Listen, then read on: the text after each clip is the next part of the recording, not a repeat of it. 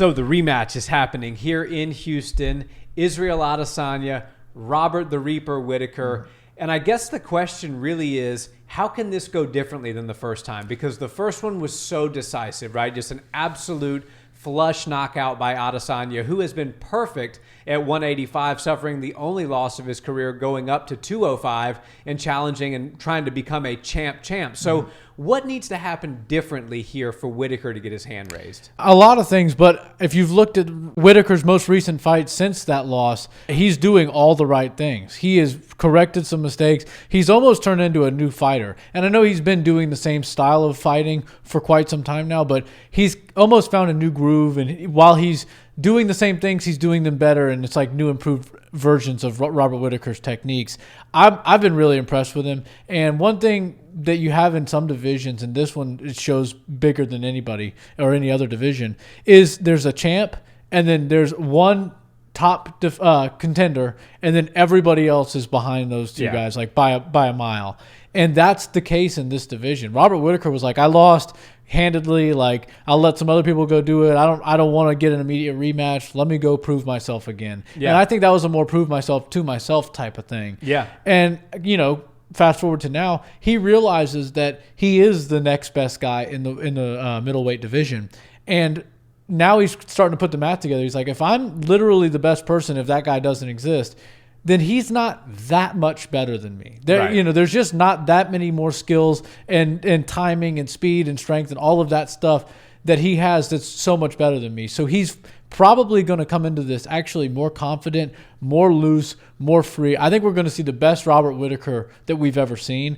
That last one had a lot on it. They were fighting. It was like a New Zealand versus Australia. It was a big fight. Biggest live gate in UFC history. Yeah, there you go. So, I mean, not only was it big as far as the fight feel, but like obviously the numbers reflect that as well. So I think that it was a little bit difficult for him. Izzy is ice cold, right? He got cold blood running through his veins. So he was used to that. I think Robert got eaten up by the moment a little bit, but this being in Houston is going to be great. I think Robert's going to come in knowing what to expect, and we are going to see a more competitive fight this time.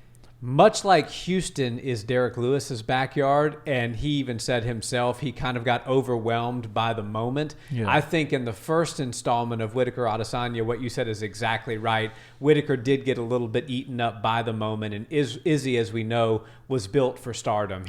There's just a few people walking this planet that have that Stephen Curry, it's 2 seconds left in Game 7 of the NBA championships, and the entire season rides on his three-point shot. You can almost be guaranteed he's going to make it. Right. Izzy's one of those guys. He's lights out when it comes to 185, and I think we have a really interesting situation happening not only at 185, but at 170, 185, and 205, because at 170, if Kamaru Usman never existed, Colby Covington's the champion. Easy, no questions asked. At 185, if Izzy doesn't exist, Robert Whittaker's the champ. Easy, no questions asked. And then if you go back a few years, you have Daniel Cormier and John Jones. That happened at 205. It's interesting that those three things happened in those three succeeding weight classes. But I believe that Robert Whittaker is Israel Adesanya's Daniel Cormier. Yeah. I mean, he has a style that is tailor-made for Izzy to beat. Yeah. Izzy's a beautiful counter striker. He's very patient. He allows you to come to him. And Robert Whittaker is a come-forward, fight-in-burst type of fighter. And that style is super effective. I mean, he beat Kelvin Gastelum. He beat Jared Cannonier. He's beaten everybody since he lost to Israel Adesanya. But that style doesn't work well against Izzy. So I think what he's going to have to do is something a little bit out of his comfort zone, which is to not necessarily be the counter striker, but be more calculated and conservative in his bursts, and maybe even try to mix in a little bit of grappling, because we did see the one Achilles heel when Izzy went up and challenged Blachowicz at 205 was he has a bit of trouble getting up off his back. Yeah. So if you can zap some energy out of him by getting him on his back early, maybe there's some success to be had there. Yeah, and the body type between Jan Blachowicz and Robert Whittaker is wildly different, but the speed that Robert has could make up for some of the size that he doesn't have. have. And, if he can put Izzy on his back a few times for a couple of minutes each round, that could really help him. That could make Izzy a little bit more timid to throw things like his legs, which are some of his best weapons. And it would make for just a better chance all around for Robert Whittaker to get his hand raised.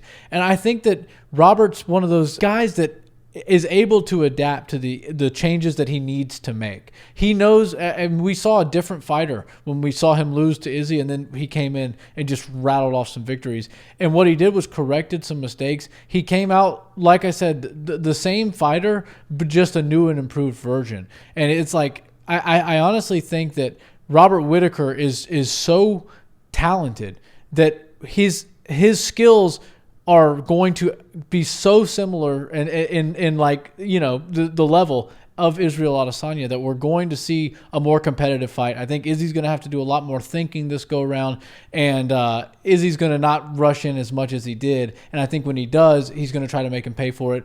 The real issue with rushing in like that, because Izzy isn't the toughest power striker that there is, the real issue is you're meeting that power, and it's not the heaviest shot Izzy's throwing, but you running in full speed is what makes you get knocked out or get dropped or anything like that. So Izzy doesn't really have that power to just go crack him and knock him out cold. But if he's running into it, then that's when the trouble lays. It's the Conor McGregor-Jose Aldo situation. Yeah. So when you give a great counter striker the momentum they need, and they've already got the precision, which Izzy has precision in spades. Mm-hmm. And as Conor said, precision beats power. Mm-hmm. I think that if he runs in like that, he's going to give Izzy exactly what he wants. So he's going to have to keys to victory for Robert Whittaker here, and it's a difficult task, don't get me wrong.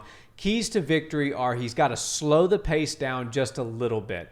Not do those, he's got to be more calculated and reserved in his bursts, but that's a balancing act, right? Because if you just sit back and allow Izzy to just kick your legs and jab you, he's going to win a decision like he did against Yoel Romero. So you have to play the balancing act between being aggressive but not being overly aggressive and getting clipped. And I think he's got to bully Izzy a little bit. Throw him up against the cage. Stay in clinch range for a little while. Tire him out. Weigh heavy on his neck with some collar ties. Maybe if you can get a takedown, icing on the cake. Mm-hmm. But I think that if this fight is just fought in bursts, how Robert normally fights, we're going to see another finish for Izzy. And I think Robert's a smart enough fighter, and he's certainly shown that. I mean, who literally loses the belt and then becomes a contender again and climbs all the way back up? I mean, that really doesn't happen. It's very rare that somebody gets starched by the champion and says, you know what, I'm not going to change weight classes. I'm not going to do anything. I'm going to change some things in my game. But as far as weight class, all that's going to remain the same. We're just going to go back down a few spots in the queue and work our way back up. I mean, very few people actually can do that. So I think Robert has made the proper adjustments, but I just think that Adesanya's style really is tailor-made to beat somebody like a Robert Whittaker. Yeah, I guess we can probably predict this later and as the fight week comes up, but I'm leaning towards Izzy right now as well. I think Robert's got the best chance of anybody in middleweight to beat him, but that being said, we did see the fight happen. It wasn't all that competitive. One word of advice to Robert Whittaker, who doesn't need it from me, is boxing range is your friend. Conserve your energy and throw the power when it matters most. Yeah, I think that's a good point. Boxing range is your friend. Kickboxing range is the kiss of death. Absolutely. Guys, thanks so much for watching this video. Nick and I are both leaning towards Izzy, although we haven't made our official predictions yet. Let us know what you think in the comments. We love chatting with you there. Until the next one, have a great day. Peace.